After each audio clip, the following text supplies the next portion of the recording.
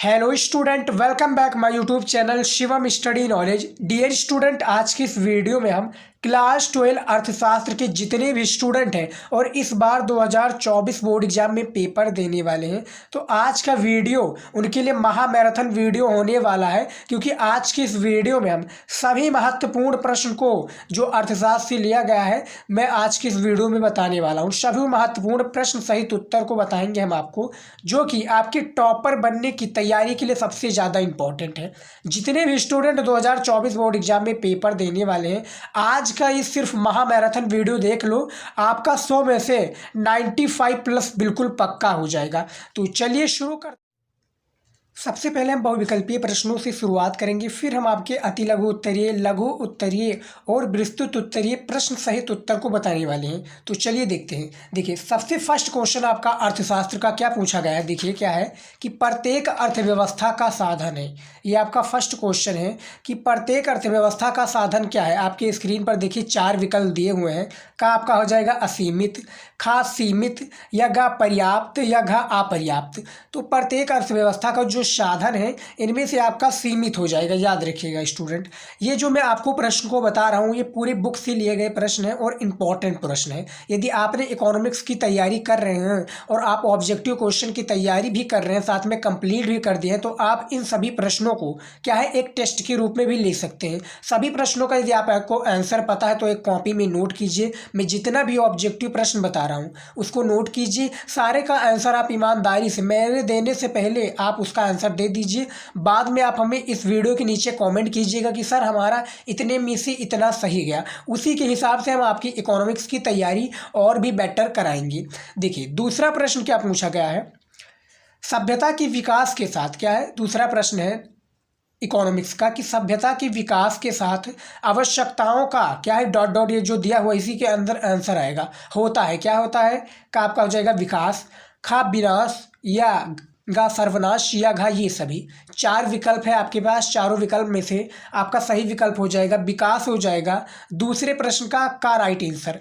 उसके बाद में देखिए तीसरा प्रश्न क्या दिया हुआ है, निम्नलिखित में से कौन सा व्यष्टि अर्थशास्त्र का अंग नहीं है। यानी इनमें से कोई एक जो है वो व्यष्टि अर्थशास्त्र का क्या नहीं है, अंग नहीं है। का आपका हो जाएगा एक उपभोक्ता, या खा एक फर्म, या गा एक अर्थव्यवस्था, या घा एक परिवार इकाई।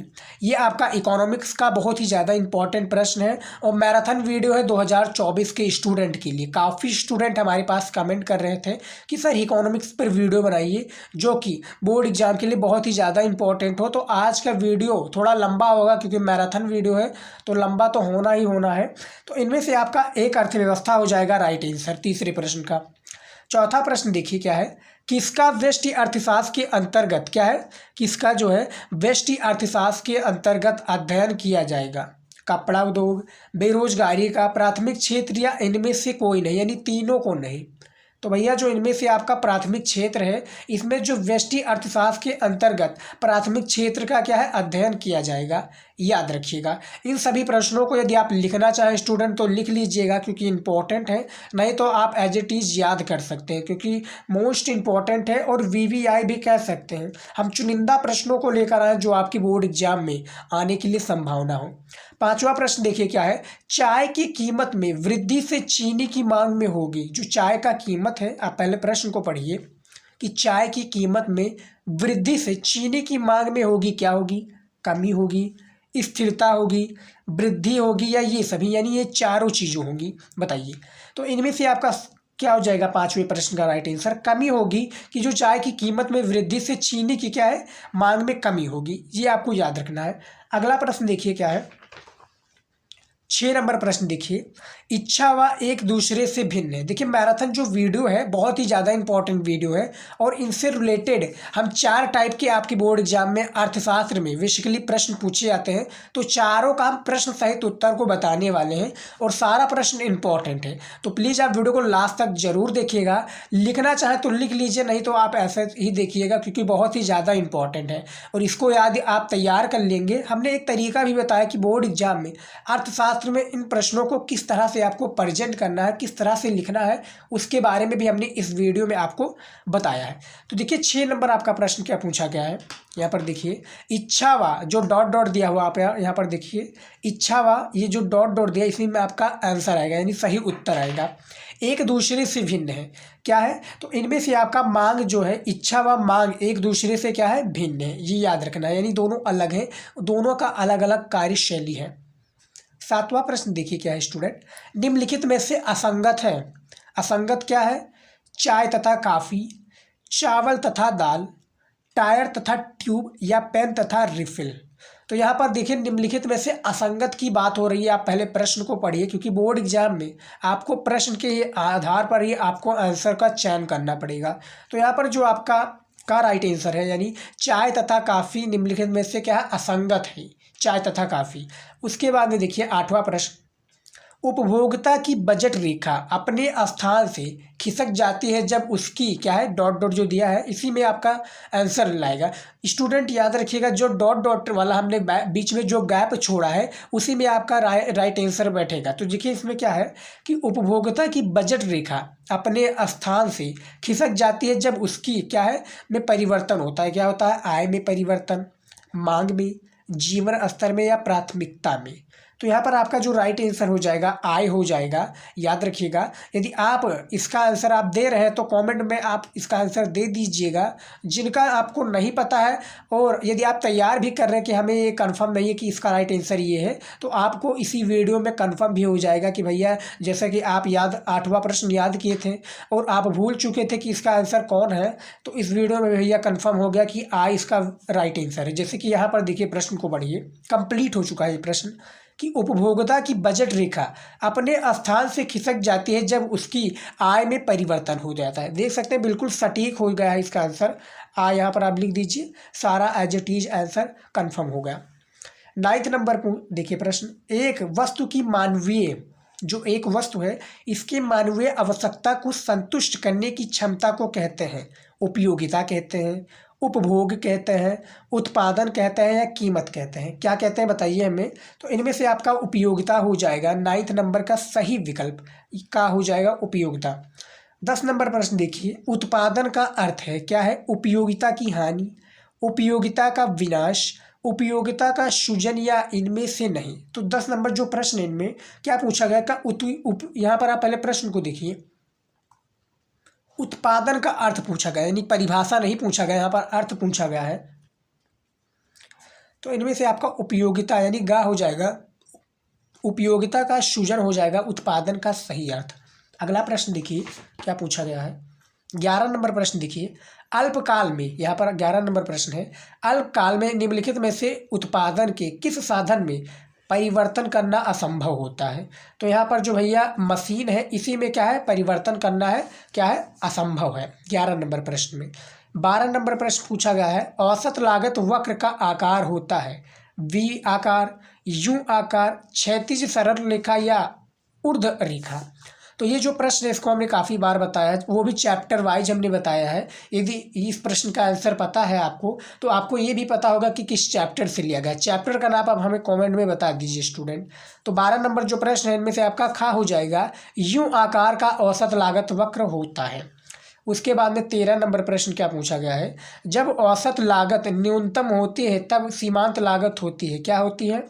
का आपका विकल्प है औसत लागत से अधिक, खा है औसत लागत के बराबर, गा है औसत लागत से कम या घा इनमें से कोई नहीं, यानी ये चारों में से कोई नहीं। तो जो आपका ये राइट आंसर यानी जो 13 नंबर प्रश्न है इसका राइट आंसर भैया वही खा वाला है कि औसत लागत के बराबर होता है। क्या होता है, जब औसत लागत न्यूनतम होती है तब सीमांत लागत औसत लागत के बराबर हो जाता है। 14 नंबर प्रश्न देखिए, मजदूरी होती है, ये आपको अर्थशास्त्र के भाषा में बताना है। अब जब उस तरह से यानी जियोग्राफी के मॉडल में पूछा जाए कि मजदूरी क्या होती है तो उसका एक अलग अर्थ होगा। तो जो आपका ये सब्जेक्ट है उसी के आधार पर सारा प्रश्न पूछा जाएगा और उसी के हिसाब से आपको सारी चीज़ें उसको प्रोवाइड करनी पड़ेगी। जैसे यहाँ पर 14 नंबर प्रश्न में बात हो रही है कि मजदूरी होती है। अब भैया मजदूरी क्या होती है, यहाँ पर बताया गया स्पष्ट लागत। तो ये आपका अर्थशास्त्र के रूप में है, इसका विकल्प जो है अर्थशास्त्र के शब्दों में दिया गया है। उसके बाद में क्या है, स्पष्ट लागत, गा है अवसर लागत, या घा इनमें से नहीं। तो जो मजदूरी होती है स्टूडेंट, ये आपका क्या हो जाता है, स्पष्ट लागत, ये मजदूरी होती है। 15 नंबर प्रश्न देखिए, निम्न में से कौन स्थिर लागत की व्यक्त करता है। यहाँ पर प्रश्न के पूछा गया है कि निम्न में से, यानी जो 4 दिया हुआ है, इन्हीं में से निम्न में से कौन स्थिर लागत को क्या है, व्यक्त करता है। विद्युत बिल, कच्चे माल पर खर्चा, मजदूरी, या घा स्थिर पूंजी पर ब्याज। प्रश्न को पढ़िए ध्यानपूर्वक, क्योंकि 15 मिनट आपने भी देखा होगा कि 15 मिनट भैया जो दिए जाते हैं कॉपी को लिखने में, इसी के लिए आपको दिया जाता है कि भैया 15 मिनट आप ध्यानपूर्वक पढ़िए। काफ़ी स्टूडेंट हमने देखा है, काफ़ी स्टूडेंट बाद में मेरे पास कमेंट भी किए थे कि सर हमारा ये क्वेश्चन ऑब्जेक्टिव में गलत हो गया, हमने इसका क्या है प्रश्न नहीं देखा था, उसका आंसर हमने देने पहुँच गए। तो ये आपको नहीं करना है। 15 मिनट भैया पूछा गया तो उसका आंसर आप क्या है, उसको पहले प्रश्न को ध्यानपूर्वक पढ़िए, फिर उसका आंसर देने की कोशिश कीजिए स्टूडेंट। तो यहाँ पर आपका 15 नंबर प्रश्न का घा हो जाएगा, स्थिर पूंजी पर ब्याज हो जाएगा राइट आंसर 15 नंबर प्रश्न का। उसके बाद में देखिए 16 नंबर प्रश्न क्या पूछा गया है, लाभ अधिकतमीकरण। जो लाभ है ये अधिकतमीकरण में लागत होती है, तो ये आपका क्या है, कम से कम होती है जो लाभ अधिकतमीकरण में लागत होती है। 17 नंबर प्रश्न है हमारा, उपभोक्ता का उद्देश्य अपने को अधिकतम करना है, अधिमान में, प्रतिमान में, चुनाव में, या संतुष्टि में। तो यहाँ पर आपका राइट आंसर हो जाएगा अधिमान हो जाएगा। अब इसका देखिए पूर्ण हम कर देते हैं, ये अधूरा प्रश्न है, इसको पूर्ण करना रहता है, विकल्प के थ्रू दिया जाता है इसका ऑप्शन। तो यहाँ पर देखिए उपभोक्ता का उद्देश्य अपने अधिमान को अधिकतम करना है, सटीक हो गया इसका आंसर। 1 नंबर आपको यहाँ पर दे दिया जाएगा।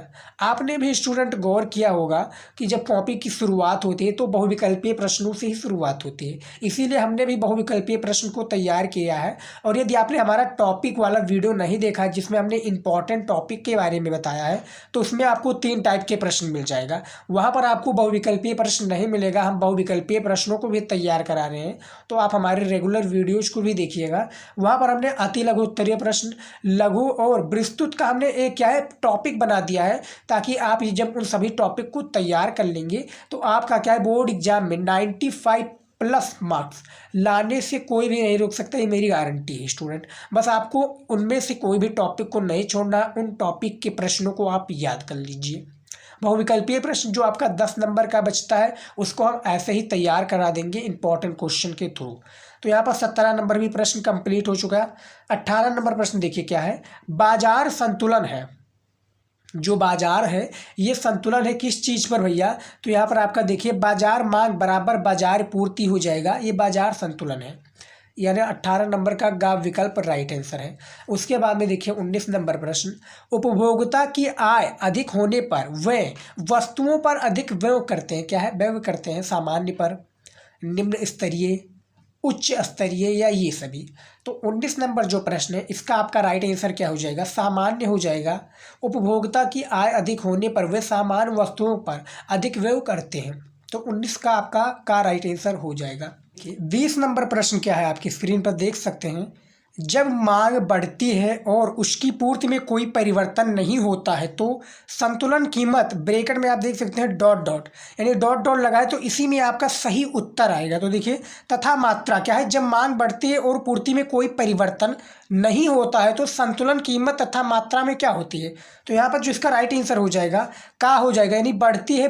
यहाँ पर देखिए जब इसका सटीक उत्तर देखिए कि जब मांग बढ़ती है और पूर्ति में कोई परिवर्तन नहीं होता है तो संतुलन कीमत क्या है, बढ़ती है तथा मात्रा, ये आपको याद। अब हमारा जो प्रश्न आ चुका है, अब वो आ चुका है अति लघु उत्तरीय प्रश्न। जैसा कि हमने बताया था आपको शुरुआत में ही कि हम इस वीडियो में बहुविकल्पीय प्रश्न उत्तर, लघु उत्तरीय, अति लघु उत्तरीय और विस्तृत उत्तरीय को पढ़ने वाले हैं। तो अब हम अर्थशास्त्र के महत्वपूर्ण अति लघु उत्तरीय प्रश्नों को पढ़ने वाले हैं, जो आपके बोर्ड एग्जाम के लिए संभावना है आने की और बहुत ही ज़्यादा इंपॉर्टेंट है, VBI क्वेश्चन भी इसको आप कह सकते हैं। 3 नंबर का आपका ये प्रत्येक प्रश्न होता है अति लघु उत्तरीय, और 10 प्रश्न आपके बोर्ड एग्जाम में पूछे जाते हैं। तो चलिए देख लेते हैं इसके भी इंपॉर्टेंट क्वेश्चन अति लघु उत्तरीय का। तो सबसे फर्स्ट क्वेश्चन क्या पूछा गया है, संसाधनों के विनिधान से क्या आशय है। तो इसका आंसर देखिए, संसाधनों के विनिधान से यह आशय है कि क्या है, यह आशय है कि किस संसाधन की कितनी मात्रा का उपयोग मात्र प्रत्येक वस्तु तथा सेवा के उत्पादन के लिए किया जाता है। यहाँ पर आप पहले प्रश्न को पढ़िए कि जो संसाधन है, संसाधनों के विनिधान से क्या आशय है, जो क्या है, जो आशय की विनिधान से ये आशय है कि किस संसाधन से कितनी मात्रा, कोई भी एक संसाधन है पर्टिकुलर और उसमें क्या है मात्रा में उपयोग मात्र प्रत्येक वस्तु, कोई प्रत्येक एक वस्तु है तथा उसकी सेवा के उत्पादन के लिए किया जाता है, इसी को हम क्या कहते हैं, संसाधन का विनिधान कहते हैं। इसका क्या आशय, इसका परिभाषा आप देख सकते हैं। 3 नंबर का प्रश्न है, यदि आप ऐसे लिखेंगे बोर्ड एग्जाम में तो आपको आंसर मिल जाएगा। क्या है इसका, आपको 3 नंबर मिल जाएगा, इसका आपको मेहनत का फल मिल जाएगा, याद रखिएगा। ऐसे ही आपको लिखना है, राइटिंग में लिखिए, जो गैप हमने दिया हुआ है इस तरह से आपको लिखना है। और याद रखिएगा आपको वहाँ पर प्रश्नोत्तर डालकर लिखना है।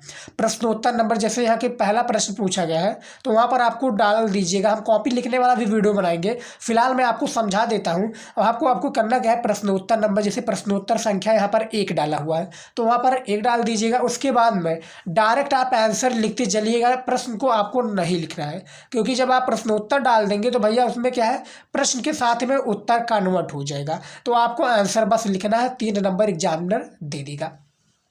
दूसरा प्रश्न देखिए क्या है, आर्थिक समस्या उत्पन्न होने के 2 कारण बताइए।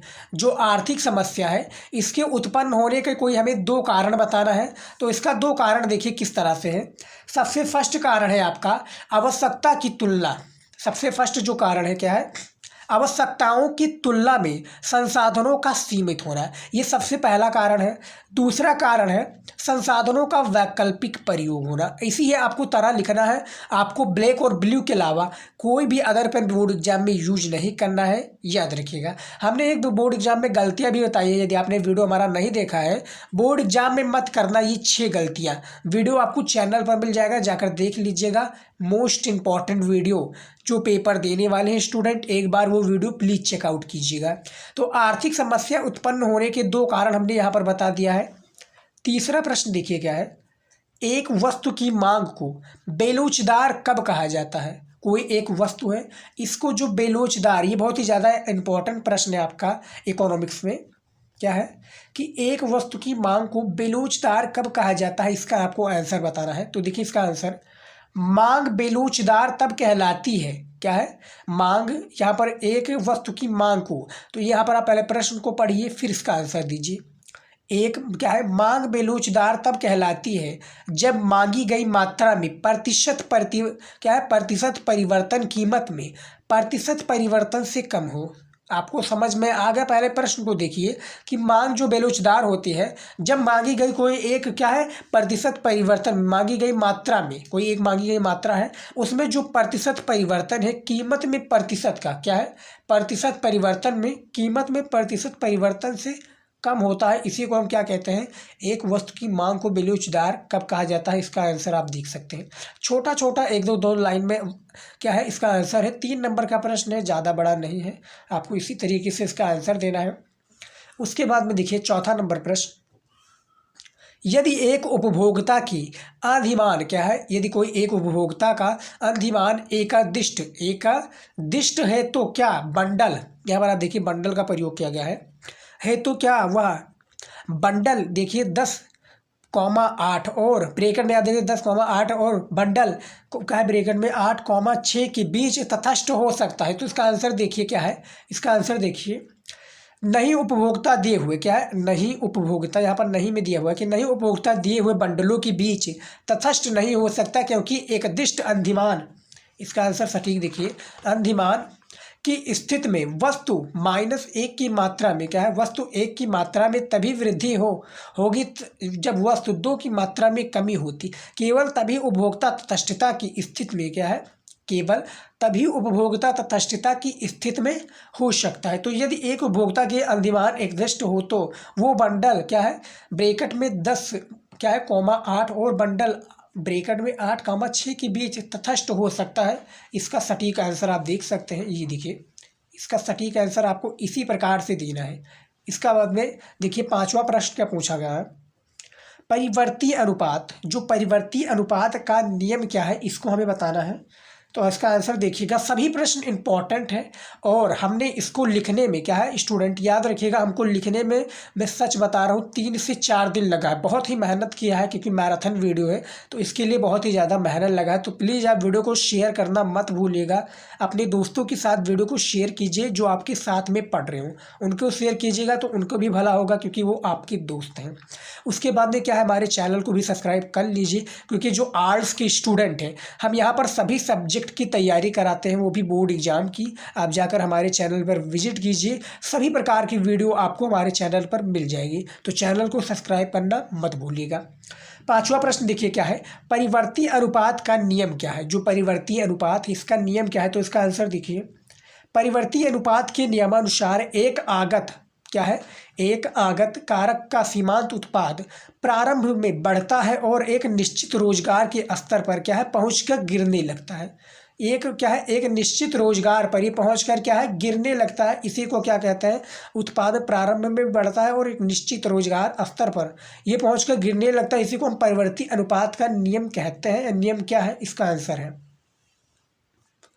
6 नंबर प्रश्न देखिए क्या है, यहाँ पर देखिए अल्पकालीन सीमांत लागत को परिभाषित कीजिए। यानी यहाँ पर आपको परिभाषा देना है कि जो अल्पकालीन सीमांत लागत है इसी को हमें इसका आंसर देना है। तो यहाँ पर देखिए अल्पकालीन सीमांत लागत को कुल लागत में परिवर्तन प्रति इकाई निर्गत के परिवर्तन के रूप में परिभाषित किया जाता है। क्या है, परिभाषित किया जाता है। अर्थात यह देखिए, अर्थात अल्पकालीन सीमांत लागत, यहाँ पर अर्थात लगा है अल्पकालीन सीमांत लागत। अब यहाँ पर देखिए बराबर कुल लागत में परिवर्तन बटा निर्गत में परिवर्तन, फिर बराबर डेल्टा कुल लागत, फिर बटा डेल्टा क्यू। उसके बाद में देखिए जहाँ यहाँ पर इसका वो भी दिया है एक प्रकार से, जहाँ डेल्टा चर की मूल में परिवर्तन का प्रतिनिधित्व करता है इसी को क्या कहते हैं, अल्पकालीन सीमांत लागत। इसका एक प्रकार से सूत्र भी हमने बता दिया है। यहाँ पर देखिए सूत्र का भी हमने एक पर्टिकुलर वीडियो बना दिया है। यहाँ पर आप देखिए सूत्र वाला भी सारा, अल्पकालीन सीमांत लागत किसे कहते हैं हमने परिभाषा भी दे दिया, इसका सूत्र भी लगाकर बता दिया है कि इसी प्रकार से देखिए अल्पकालीन सीमांत लागत बराबर कुल लागत में परिवर्तन बटा निर्गत में परिवर्तन बराबर डेल्टा कुल लागत फिर बटा डेल्टा यानी नीचे पूरी इसका है डेल्टा क्यू। तो 6 नंबर प्रश्न का आंसर हमने दे दिया है। अगला प्रश्न देखिए क्या है, 7वां प्रश्न देखिए, पूर्ण प्रतिस्पर्धी बाजार में फर्म का मांग कैसा होना चाहिए। फर्म जो मांग वक्र है ये कैसा होता है, इसका देखिए। पूर्ण प्रतिस्पर्धी बाजार में फर्म का मांग वक्र कैसा होता है, तो परिभाषा देखिए। पूर्ण प्रतिस्पर्धी बाजार में फर्म का मांग वक्र ब्रैकेट में कीमत रेखा, जिसे मांग वक्र कहते हैं, हम कीमत रेखा भी इसको कहते हैं, पूर्णतः लोचदार होता है। यह बाजार कीमत पर एक समरस स्तरीय सीधी रेखा होता है। जो पूर्ण स्पर्धी बाजार है इसमें जो फर्म का मांग वक्र है ये क्या है, एक समरस स्तरीय सीधी रेखा होता है। ये 7वां प्रश्न का सही विकल्प आप देख सकते हैं, इसका राइट आंसर।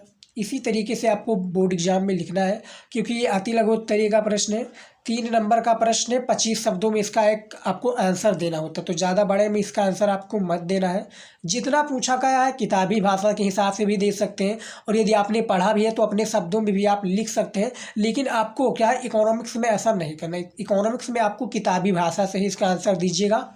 अगला देखिए 8वां प्रश्न क्या है, अपूर्ण प्रतियोगिता की कोई 3 विशेषताएँ लिखिए। क्या है, जो अपूर्ण प्रतियोगिता है इसकी हमें कोई 3 जो विशेषताएं हैं ये लिखनी है। ये हमारा अति लघु उत्तरीय का प्रश्न है। मैराथन वीडियो तो लाइक नहीं किए तो लाइक कर दीजिएगा स्टूडेंट, क्योंकि मैं बार बार नहीं बोलता हूँ, बहुत ही मेहनत लगा है इसके लिए। और आप और भी चाहते हैं कि हम और भी इंपॉर्टेंट वीडियो लेकर आए अर्थशास्त्र पर, तो वीडियो को लाइक, चैनल को सब्सक्राइब अभी कर लीजिएगा स्टूडेंट, क्योंकि बहुत ही ज़्यादा मेहनत लगा है। तो प्लीज़ आप मेहनत का फल दीजिए। पहला देखिए, इसमें जो विशेषताएँ हैं इसमें विक्रेताओं क्या है, विक्रेताओं एवं फर्मों की संख्या पूर्ण प्रतियोगिता की अपेक्षा कम होती है। इसमें जो क्रेता और विक्रेता है इसमें एक फर्म की संख्या क्या है, पूर्ण प्रतियोगिता की अपेक्षा में कम होती है। दूसरा दिया हुआ है, इसमें क्रेताओं और विक्रेताओं को बाजार की स्थिति का पूर्ण ज्ञान नहीं होता है। जो पूर्ण ज्ञान है वो उनको नहीं होता है, परिणाम स्वरूप बाजार में कीमतें भिन्न होती हैं। ये हो गया। उसके बाद में तीसरा देखिए विशेषता है, इसमें वस्तु विभेद होता है। क्या है, इसमें जो वस्तु विभेद भी किया जाता है कि इनका वस्तु इस तरह से, इनका वस्तु इस तरह से भी है। प्रत्येक फर्म अपनी वस्तु की बाजार मांग से अलग पहचान बनाने का प्रयत्न करती है। क्या है, प्रत्येक जो फर्म है ये अपने वस्तु की बाजार मांग को अलग पहचान बनाने का प्रयत्न करती है। तो ये कुछ 3 प्रकार की जो आपूर्ण प्रतियोगिता है, यहाँ पर आप पहले प्रश्न को देखिए। आपूर्ण प्रतियोगिता की हमें 3 विशेषताएं बतानी थी। यहाँ पर आप देख सकते हैं हमने तीनों विशेषताएं को बिल्कुल बता दिया है। इसका आप लिखना चाहे तो लिख भी सकते हैं, कोई जल्दबाजी नहीं है। वीडियो को रोक कर भी सारी चीज़ें लिख लीजिएगा, क्योंकि याद रखिएगा हम सिर्फ BBI क्वेश्चन को, हम चुनिंदा प्रश्नों को इस वीडियो में लेकर आते हैं। टॉपिक वाला वीडियो नहीं देखा है, जेकर देख लीजिएगा, उसमें भी आपको काफ़ी सारी चीज़ें पता चल जाएंगी। हमारा टारगेट है 95+ हर बच्चे को दिलाना। उसके लिए हम भी क्या है, मेहनत कर रहे हैं टारगेट को आपके लिए अचीव कराने के लिए। और आप भी मेहनत कीजिए, तभी जाकर सफल होंगे, क्योंकि 1 से भले 2। उसके बाद में देखिए 9th नंबर प्रश्न देखिए क्या है। संतुलन कीमत से आप क्या समझते हैं? संतुलन जो कीमत है इससे आप क्या समझते हैं? परिभाषा दिया हुआ है कि संतुलन कीमत वो कीमत होती है जिस पर किसी वस्तु की बाजार मांग उसकी पूर्ति के बराबर होती है। जैसे कि यहाँ पर देखिए संतुलन कीमत क्या है, संतुलन कीमत बाजार मांग बराबर बाजारी पूर्ति। यहाँ पर संतुलन कीमत किसे कहते थे, परिभाषा पूछा गया था, तो यहाँ पर इसका परिभाषा भी दे दिया गया है और इसका एक एग्जाम्पल भी दे दिया, यानी उदाहरण भी दे दिया गया है कि संतुलन कीमत क्या है, बाजार मांग बराबर बाजार पूर्ति होता है। ये 9th नंबर प्रश्न का सटीक उत्तर यानी सही आंसर हमने बता दिया है।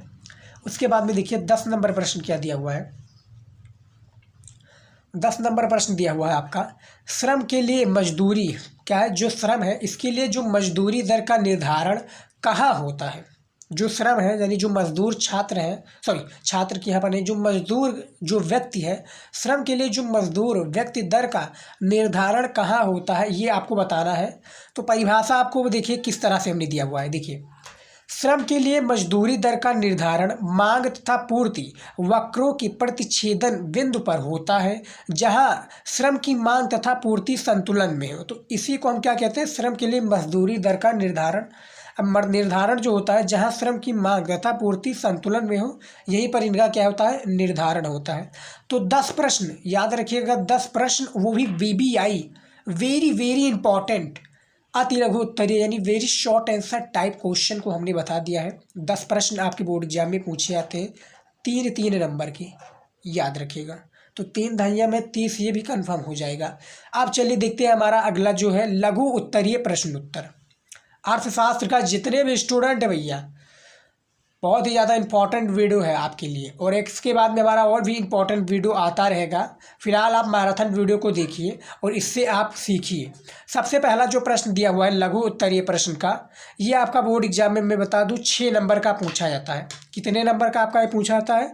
6 नंबर का एक प्रश्न पूछा जाता है, और शायद 6 प्रश्न भी पूछे जाते हैं अर्थशास्त्र यानी इकोनॉमिक्स में। तो सबसे फर्स्ट नंबर जो क्वेश्चन दिया हुआ है, क्या दिया हुआ है देखिए लघु उत्तरीय का, एक उदाहरण की सहायता से क्या, यहाँ पर देखिए एक उदाहरण की सहायता से क्या उत्पादन किया जाए कि समस्या का वर्णन करें। क्या है, एक उदाहरण की सहायता से क्या उत्पादन किया जाए, यानी एक प्रकार से सवाल है कि क्या उत्पादन किया जाए कि समस्या का वर्णन करें। तो इसका समस्या क्या हमें वर्णन करना है, तो इसका आंसर देखिए किस तरह से है। देखिए चूँकि संसाधन दुर्लभ होते हैं, क्या है, चूँकि जो संसाधन है ये दुर्लभ होते हैं, इसीलिए हम प्रत्येक वस्तु का मनचाही मात्रा में क्या है उत्पादन नहीं कर सकते हैं। अतः क्या उत्पादन किया जाए तथा कितना, इस समस्या का सामना हमें करना ही पड़ता है। यहाँ पर बात क्या हो रही है, एक पर्टिकुलर क्या है टॉपिक है, एक पर्टिकुलर क्वेश्चन पूछा गया है कि एक उदाहरण है, यानी एक उदाहरण दिया गया है किसी व्यक्ति के द्वारा कि क्या उत्पादन किया जाए कि समस्या का वर्णन करनी। एक प्रकार से ये समस्या है कि क्या हमें उत्पादन करना चाहिए या क्या उत्पादन किया जाए। तो ये इसका परिभाषा है कि चूंकि संसाधन दुर्लभ होते हैं, जो संसाधन होते हैं ये दुर्लभ होते हैं, इसीलिए हम प्रत्येक वस्तु का मनचाही मात्रा में, जो प्रत्येक वस्तु जैसे कि हमें क्या है टमाटर या आलू का हमें मनचाही क्या है उत्पादन नहीं कर सकते। अतः क्या उत्पादन किया जाए तथा कितना, उत्पादन किया जाए, इस समस्या का सामना हमें क्या है करना ही पड़ता है। तो एक प्रकार से इसका आंसर है, लघु उत्तरीय में इसका आंसर आपको इसी प्रकार से देना है। याद रखिएगा, यदि आप प्रश्नों को पढ़े होंगे किताबी भाषा में तो आप अपने शब्दों में भी इसका आंसर आप दे सकते हैं। उदाहरण के रूप में देखिए, उदाहरण के रूप में मैं समझाना ज़्यादा प्रेफर करता हूँ। देखिए उदाहरण क्या है, मान लो हमारे पास 10 करोड़ मूल्य है, क्या है 10 करोड़ रुपया है, 10 करोड़ मूल्य के संसाधन उपलब्ध है। सॉरी, यहाँ पर संसाधन की बात हो रही है कि कोई भी पर्टिकुलर 10 करोड़ की हमारे पास चीज़ है, उपलब्ध है, तथा तकनीकी ज्ञान में कोई परिवर्तन नहीं होता। जो तकनीकी ज्ञान है इसमें कोई परिवर्तन नहीं होता है। हम इन संसाधनों का पूर्ण उपयोग या तो तोपों के उत्पादन के लिए कर सकते हैं और 1000 तोपें बनाते हैं। क्या है, तोपों के लिए उत्पादन भी, और हमें 1000 तोपें बनाते हैं। उसके बाद में देखिए, ये इनका पूर्ण आयोग क्या है, ये इनका पूर्ण उपयोग ब्रेड बनाने के लिए भी कर सकते हैं या कर सकते हैं, और 1000 टन ब्रेड का उत्पादन करते हैं। तदनुसार हमें तोपों तथा ब्रेड दोनों का ही उत्पादन करना है तथा एक मुक्त अर्थव्यवस्था में क्या है, तथा एक मुक्त अर्थव्यवस्था में मांग तथा पूर्ति की बाजार शक्तियों पर क्या है, निर्भर करता है। तो ये एक प्रकार से इसका क्या है, निर्भर करता है। एक उत्पादन जो है इसका परिभाषा दिया हुआ है कि क्या हमें उत्पादन किया जाए। ये जो एक समस्या है इसका उदाहरण हमने पूरा दे दिया है कि किस प्रकार से उत्पादन किया जाए और इसका जो सामना है किस तरह से आपको करना पड़ेगा, ये उदाहरण के रूप में हमने सारी चीज़ें बता दिया है। उसके बाद में देखिए दूसरा प्रश्न क्या पूछा गया है, अर्थशास्त्र का मैराथन वीडियो है, बहुत ही ज़्यादा इंपॉर्टेंट है महामैराथन वीडियो। इसी तरीके से हम हर सब्जेक्ट का भी वीडियो लाते रहेंगे, चाहे जियोग्राफी हो, सोशियोलॉजी हो, एजुकेशन हो, हिस्ट्री हो, या कोई भी सब्जेक्ट हो, हिंदी हो, सभी का हम मैराथन वीडियो लेकर आएंगे ताकि जो 100 नंबर का पूर्णांक है वो सभी हिट कर सकें। दूसरा प्रश्न दिया हुआ है, मांग में वृद्धि के कारण बताइए। जो मांग है इसमें जो वृद्धि है इसके जो कारण बताइए, इनमें से किन्हीं दो की व्याख्या कीजिए। क्या है, इनमें से किसी दो का हमें व्याख्या करना है। तो यहाँ पर देखिए, वस्तु की मांग में वृद्धि या मांग वक्र के दाईं ओर खिसकने के मुख्य कारण निम्न है। यहाँ पर क्या प्रश्न पूछा गया है कि जो वस्तु की मांग में, यहाँ पर इसका आंसर दिया हुआ है कि वस्तु की मांग में वृद्धि या मांग वक्र के दाईं ओर खिसकने के मुख्य कारण निम्न है। देखिए सबसे पहला कारण क्या है, जब उपभोक्ता की आय में वृद्धि होती है, ये सबसे पहला कारण हो गया। दूसरा है जब क्रेताओं की संख्या में वृद्धि होती है, ये है जब उपभोक्ता की आय में वृद्धि होती है। अब क्रेताओं की संख्या में वृद्धि होती है, यहाँ पर आय नहीं क्योंकि वो उपभोक्ता है, ये क्रेता है, तो इनकी संख्या में वृद्धि होती है। तीसरा है जब निकट भविष्य में उपभोक्ता की आय बढ़ने की संभावना हो, यानी आय क्या है निकट भविष्य में, यानी जो आने वाला कल है, जब निकट भविष्य में जो उपभोक्ता है इसकी आय में यानी पैसों में बढ़ने की जो संभावना हो, ये तीसरा है। चौथा देखिए क्या है, जब प्रतिस्थापन वस्तु की कीमत में वृद्धि होती है तब पूरक वस्तु की कीमत में कमी होती है। और पांचवा क्या है, जब निकट भविष्य में कीमत बढ़ने की संभावना हो। तो ये क्या है, मांग में वृद्धि के जो मांग है, मांग में वृद्धि के दो ही कारण यहाँ पर पूछे गए थे। हमने 5 कारण बता दिया है और उसमें हमने इसका कारण भी बता दिया कि क्या है। तो इनमें से किन्हीं दो का ही बताना था हमें, तो हमने 5 बता दिया है। यदि 5 पूछा है तो 5 कर दीजिएगा, नहीं तो आप इसका 2 भी दे सकते हैं। 6 नंबर तो आपको मिलना कन्फर्म है। इसी तरीके से आपको आंसर लिखना है, जिस तरह से हमने यहाँ पर देख सकते हैं, एक पॉइंट की डालकर हमने एक लिखा है, दूसरा पॉइंट डाल दिया है, फिर तीसरा पॉइंट डाल दिया है। यहाँ पर आपको ये याद रखना है, हमने यहाँ पर रेड पेन का यूज किया है, लेकिन बोर्ड एग्जाम में ब्लैक और ब्लू के अलावा कोई भी पेन यूज मत कीजिएगा। चलिए देखते हैं अगला प्रश्न क्या है। तीसरा प्रश्न देखिए हमारा आ चुका है अर्थशास्त्र का, हाशमान सीमांत उत्पादन का नियम क्या है। लघु उत्तरीय प्रश्न है, 6 नंबर का प्रत्येक प्रश्न पूछाता है। ऐसा यूट्यूब पर कोई भी नहीं बताएगा स्टूडेंट, यदि कोई बताता है तो हमें बताइएगा। और यदि आपके स्टूडेंट कोई भी डाउट है, कोई भी यदि आप हमसे कुछ पूछना चाहते हैं तो डिस्क्रिप्शन में लिंक दिया हुआ है इंस्टाग्राम आईडी का, जाइए वहाँ पर हमें फॉलो कीजिए। नहीं तो आप सर्च भी करेंगे शिवम स्टडी नॉलेज तो पेज हमारा दिख जाएगा। वहाँ पर आप हमसे जो भी बात करना चाहें, जो भी सारी चीज़ें पूछना चाहें एग्ज़ाम से रिलेटेड, बोर्ड एग्ज़ाम से रिलेटेड, वहाँ पर हम सारी चीज़ें आपसे हम क्या है बात करेंगे और सारी चीज़ें हम आपको बताएंगे कि क्या क्या है बोर्ड एग्ज़ाम से संबंधित, या जो कुछ भी आपका डाउट है वहाँ पर आप हमसे पूछ सकते हैं इंस्टाग्राम के थ्रू।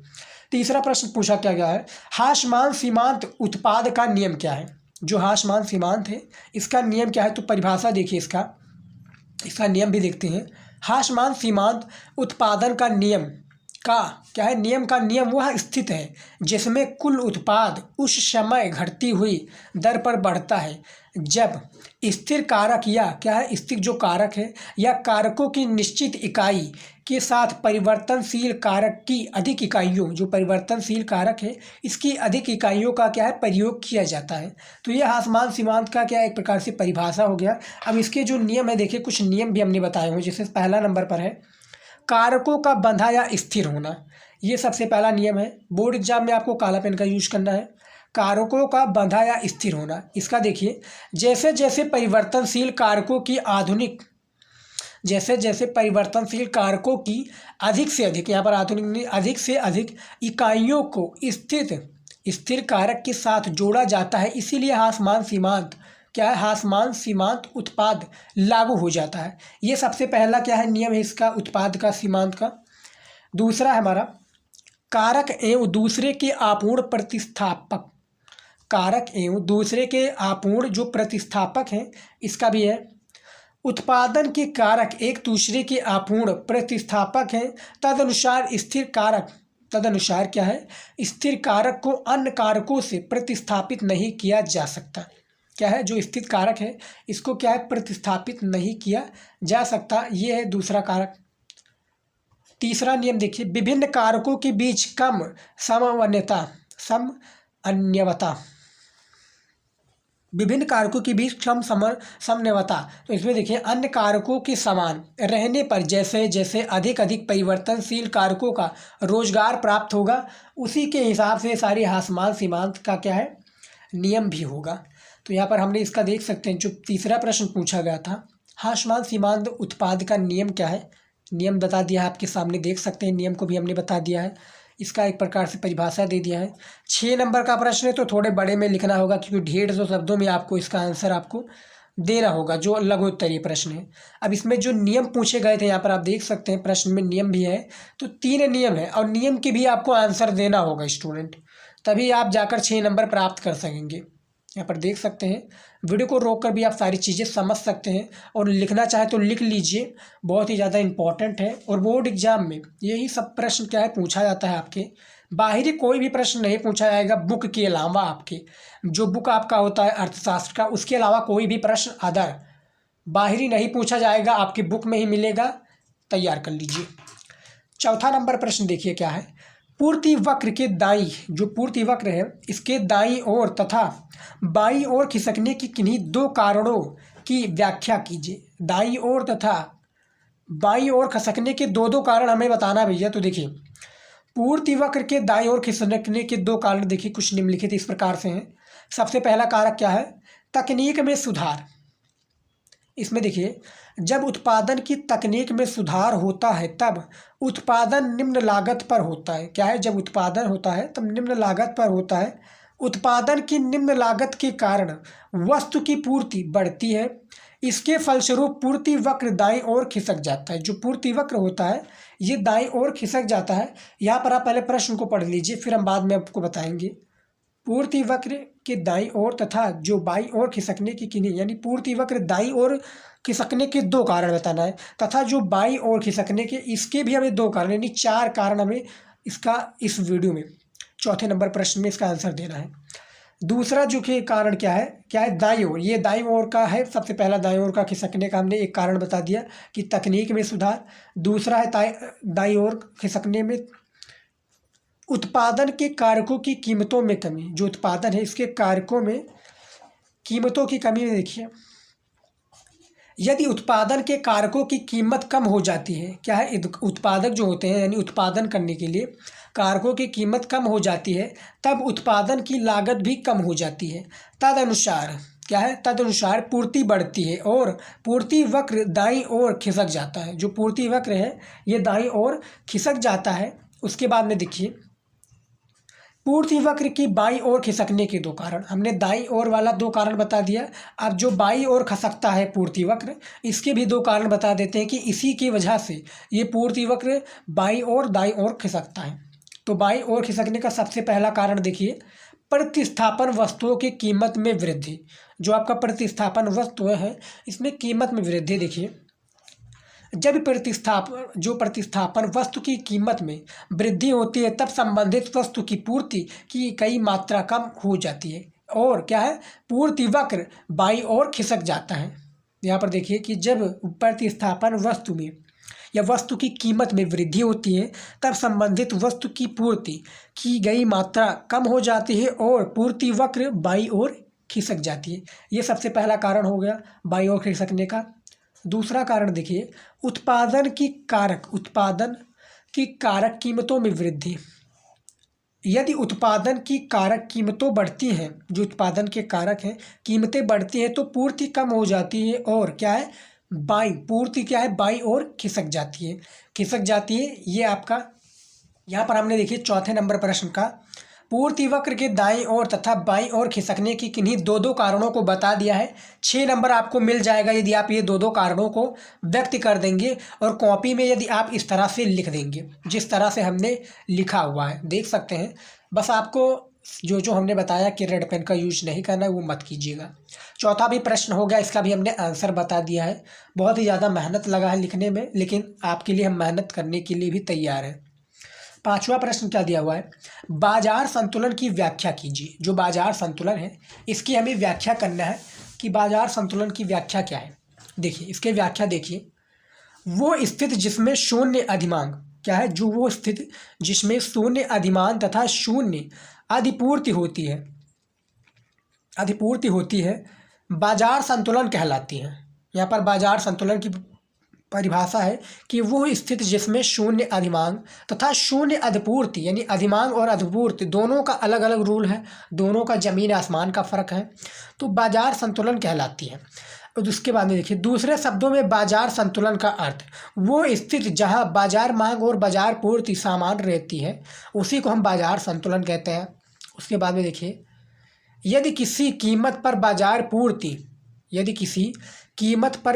पूर्ति बाजार मांग से अधिक है तो उस कीमत पर क्या है, अधिक है तो उस कीमत पर बाजार में अधिपूर्ति कहलाती है, तथा यदि उस कीमत पर बाजार मांग बाजार पूर्ति से अधिक है तो उस कीमत पर बाजार में अधिमांग कहलाती है। और अतः पूर्ण प्रतिस्पर्धी बाजार में संतुलन को वैकल्पिक रूप से शून्य अधिमांग और शून्य अधिपूर्ति स्थिति के रूप में परिभाषित किया जा सकता है। अब संक्षेप में समझिए कि किस तरह से परिभाषित किया जा सकता है। बाजार संतुलन, बाजार मांग बराबर बाजार पूर्ति, इसको हमने किस में बताया था, इसमें भी हमने एक जो हमारा अति लघु उत्तरीय का प्रश्न है उसमें हमने बताया था कि बाजार संतुलन क्या होता है। उसके बाद में देखिए, अधिपूर्ति बाजार पूर्ति, फिर बाजार मांग, अधिमांग बाजार मांग बाजार पूर्ति। उसके बाद में देखिए, ये सिंबल किस चीज़ का है ये नहीं हमें पता है, यदि पता है किसी को तो कमेंट में ज़रूर बताइएगा। इसको हमने गूगल पर सर्च किया था तो मिला नहीं। अधिपूर्ति बाजार पूर्ति, फिर ये सिंबल पता नहीं किस चीज़ का है, बाजार मांग में होता है, फिर अधिमांग, ये अधिपूर्ति है ये अधिमान है, तो दोनों का अलग अलग रूप है। यहाँ पर देख सकते हैं। बाजार संतुलन की कीमत कीजिए, क्या है, बाजार संतुलन की व्याख्या की कीमत कीजिए। ये भी प्रश्न काफ़ी ज़्यादा इंपॉर्टेंट है और इसका भी प्रश्न आपको बुक में मिल जाएगा, बहुत ही ज़्यादा इंपॉर्टेंट है। और 5 हमने VVI लघु उत्तरीय प्रश्न विथ आंसर को बता दिया। स्टूडेंट याद रखिएगा, 5 प्रश्नों को बताया आपके सामने। यदि आपने वीडियो यहाँ तक देख लिया है तो आपके लिए बहुत ही ज़्यादा इंपॉर्टेंट प्रश्न था। आप जाइए टिक लगा लीजिए और इन सभी प्रश्नों को लिखना चाहे तो लिख सकते हैं क्योंकि बहुत ही ज़्यादा इंपॉर्टेंट है। हम इसी तरीके से बोर्ड एग्जाम में भी लिखते थे, बस हम क्या है कलरफुल पेन का यूज नहीं करते थे। वहाँ पर जो रूल था रूल को हम फॉलो करते थे। तो 5 प्रश्न तो हमने लघु तरीके भी बता दिया है। अब हमारा आ जाता है लास्ट वाला प्रश्न, जो कि आपके अर्थशास्त्र में 4 टाइप के प्रश्न पूछे जाते हैं। 3 टाइप के प्रश्न हमने बता दिया है, वो भी प्रश्न सहित उत्तर को। यदि आप वीडियो देखे होंगे तो आपको पता होगा। वीडियो को काफ़ी स्टूडेंट कट कर देते हैं तो वहाँ पर उनको सारी चीज़ें नहीं पता चलती हैं। अब हमारा आ चुका है विस्तृत उत्तरीय प्रश्न, जो कि बिगेस्ट क्वेश्चन है और लॉन्ग क्वेश्चन की भी इसको हम उपाधि दे सकते हैं। देते हैं, क्या दे नहीं सकते, देते हैं इसको। 10 नंबर का आपका एक प्रश्न पूछा जाता है। आपके बोर्ड एग्जाम में। 30 नंबर क्या है आपको मिल जाता है यदि 3 प्रश्नों को आप विस्तृत उत्तरीय को कल ले जाते हैं। 30 नंबर आपका धरा का धरा है, लेकिन शर्तें यही है कि 250 से 300 शब्दों के बीच में इसका एक आंसर आपको देना होगा। तो इसके हिसाब से आपको क्या है तैयारी भी अच्छे से करनी पड़ेगी विस्तृत उत्तरीय प्रश्न को लिखने के लिए, क्योंकि भैया 3 घंटा पेपर दिया जाता है, सभी को पता होता है। 3 घंटे 15 मिनट दिए जाते हैं, लेकिन 15 मिनट आपका जो पेपर वाला है उसको आप पूरा उपयोग कीजिए पेपर पढ़ने में, ताकि कोई भी क्वेश्चन गलत ना हो। फिलहाल हम बात कर लेते हैं विस्तृत उत्तरीय महत्वपूर्ण प्रश्न के बारे में। सबसे पहला प्रश्न क्या दिया हुआ देखिए, सबसे पहला प्रश्न दिया हुआ विस्तृत उत्तरीय का जो कि 10 नंबर का है। अर्थव्यवस्था की केंद्रीय समस्याओं की विवेचना कीजिए। जो अर्थव्यवस्था है इसकी जो केंद्रीय समस्याएं हैं इसकी हमें क्या है विवेचना करना है या विवेचना कीजिए। तो ये देखिए, ये 2021 और 2022 में यह प्रश्न आया था। जो फर्स्ट क्वेश्चन है आपका विस्तृत उत्तरीय का, ये 21 और 22 यानी ये दोनों साल लगातार आए थे प्रश्न, और इस साल भी यानी आने की चांसेस है बोर्ड एग्जाम में। उसके बाद में देखिए दूसरा प्रश्न, मांग की कीमत लोच किसे कहते हैं? मांग की कीमत लोच को मापने की किसी एक विधि को समझाइए। क्या है, किसी एक विधि को हमें क्या है समझाना है कि मांग की कीमत लोच इसे कहते हैं और कीमत लोच को मापने की ये एक विधि है। दूसरा प्रश्न भी ये हो गया विस्तृत उत्तरीय का। देखिए इसका प्रश्न का आंसर हमने इसलिए नहीं लेकर आया क्योंकि इसका प्रश्न का आंसर देने बैठते तो वीडियो बहुत ही ज़्यादा लंबा हो जाता है स्टूडेंट, लेकिन हम इसीलिए हम आपको बता रहे हैं इंपॉर्टेंट ये क्वेश्चन, ताकि आप क्या है अपने विद्या क्वेश्चन या बुक में ढूंढ लें, टिक लगा लें और इसका आंसर आप याद कर लीजिए। ज़्यादा बड़े में याद मत कीजिएगा, याद रखिएगा ज़्यादा बड़ा आपको नहीं, 500 शब्दों में नहीं लिखना है, 250 से 300 शब्दों में इसका प्रयोग करना है। तीसरा प्रश्न देखिए क्या है, प्रतिवर्ती अनुपात नियम का रेखा चित्र की सहायता से समझाइए। जो प्रतिवर्ती अनुपात है नियम को इसका क्या हमें रेखा चित्र की सहायता से हमें समझाना है पूर्ण रूप से, तो इसको पूरा डिटेल में समझाइए। रेखा चित्र यानी आपको जो चित्र है इसका इसमें बनाना पड़ेगा, इसका आपको अनुपात का नियम लिखना है, उसके बाद में आपको रेखा चित्र के अनुसार एग्जामिनर को समझाना रहेगा। 10 नंबर आपको दे दिया जाएगा, 5 नंबर आपको नियम लिखने के लिए, 5 नंबर आपको रेखा चित्र के हिसाब से समझाने के लिए। चौथा प्रश्न देखिए क्या है, एक पूर्ण प्रतियोगिता बाजार में प्रत्येक फर्म दीर्घकाल में केवल सामान्य लाभ ही अर्जित करती है, विस्तार से समझाइए। चौथा प्रश्न जो है कि एक जो पूर्ण प्रतियोगिता क्या बाजार में प्रत्येक फर्म दीर्घकाल में केवल सामान्य लाभ ही अर्जित करती है, विस्तार से हमें इसका समझाना है, इसका पर्टिकुलर इसका हमें आंसर देना है। उसके बाद में देखिए 5वां और हमारा आखिरी प्रश्न देखिए, सरकार कीमत नियंत्रक के रूप में कीमतों का निगमन करती है, ये कितने प्रकार का होता है समझाइए। जो सरकार है हमारी जो कीमत नियंत्रक के रूप में कीमतों का नियमन करती है ये कितने प्रकार का होता है, इसको हमें क्या है समझाना है। तो यहाँ पर आप देख सकते हैं विस्तृत उत्तरीय जो प्रश्न है हमने इसको बता दिया है। 5 प्रश्न था हमने बता दिया है, इसको आप टिक लगाना चाहे तो टिक लगा सकते हैं, लिखना चाहे तो लिख सकते हैं। विद्या क्वेश्चन यदि आपने नहीं लिया है तो अभी ले लीजिए, क्योंकि सारी तैयारी उसी से सारी कराई जा रही है और बोर्ड एग्जाम में विद्या क्वेश्चन से भी काफ़ी बोर्ड एग्जाम में आपके प्रश्न पूछे जाते हैं। तो 5 हमने प्रश्न भी बता दिया है जो कि विस्तृत उत्तरीय का था और ये महामैराथन क्लास में शामिल है प्रश्न। तो हमने क्या है 4 टाइप के जो आपके बोर्ड एग्जाम में प्रश्न पूछे जाते हैं, चारों टाइप को हमने बता दिया है। विस्तृत उत्तरीय बता दिया, फिर लघु उत्तरीय प्रश्न उत्तर को हमने बता दिया, वो भी 5 प्रश्नों को बताया है, देख सकते हैं 5 प्रश्नों को हमने बता दिया। फिर हमारा आ जाता है 10 प्रश्न अति लघु उत्तरीय प्रश्न पर, ये भी काफ़ी ज़्यादा इंपॉर्टेंट है और 10 क्वेश्चन आपके बोर्ड एग्जाम में ये भी इसके भी पूछे जाते हैं, तो इसको भी हमने बता दिया। अब हमारा आ जाता है बहुविकल्पीय प्रश्न, ये सिर्फ 10 ही क्वेश्चन पूछे जाते हैं आपके बोर्ड एग्जाम में, लेकिन ये पूरी बुक से कहीं से भी पूछे जा सकते हैं, किसी को नहीं पता है। तो इसीलिए हमें ज़्यादा से ज़्यादा ऑब्जेक्टिव क्वेश्चन को तैयार करना पड़ेगा, इसीलिए हम हर वीडियो में इसको भी लेकर आते हैं कि जो कि मैराथन क्लास का एक रूल है कि वहाँ पर हमें चारों टाइप का प्रश्न क्या है बताना पड़ेगा। तो यहाँ पर आप देख सकते हैं सारी चीज़ें को हमने बता दिया है जो मैराथन क्लास में शामिल होने के लिए इम्पोर्टेंट है स्टूडेंट। तो आज की इस वीडियो में बस यहीं तक था। जो क्लास 12 अर्थशास्त्र के स्टूडेंट है यहाँ तक वीडियो आप देख रहे हैं तो स्टूडेंट याद रखिएगा आपके अंदर वो जुनून है जो टॉपर बनने की तैयारी के लिए सबसे ज़्यादा इम्पोर्टेंट है, वो आप तैयारी करेंगे और बोर्ड एग्जाम में 100 में से 95+ मार्क्स लेकर आएंगे। यदि आप ये वीडियो को देख लिए हैं, पूरा वॉच किए हैं, सारी चीज़ें इंप्लीमेंट किए हैं, तो आपको 95+ लाने से कोई भी नहीं रोक सकता। सभी महत्वपूर्ण प्रश्नों और उत्तरों को बताया इस वीडियो में हमने। उसके बाद में यदि आपने हमारा जो टॉपिक वाला वीडियो है नहीं देखा उसको, तो तैयार कर लीजिए स्टूडेंट, क्योंकि टॉपिक वाला वीडियो से भी काफ़ी प्रश्न आपके बोर्ड एग्जाम में आते ही आते हैं। तो स्टूडेंट आज का जो वीडियो है बस यहीं तक था, मैराथन का वीडियो यहीं तक था अर्थशास्त्र के स्टूडेंट के लिए। तो आज की इस वीडियो में इतना ही, मिलते हैं नेक्स्ट वीडियो में नए टॉपिक के साथ कुछ नया लेकर। जय हिंद।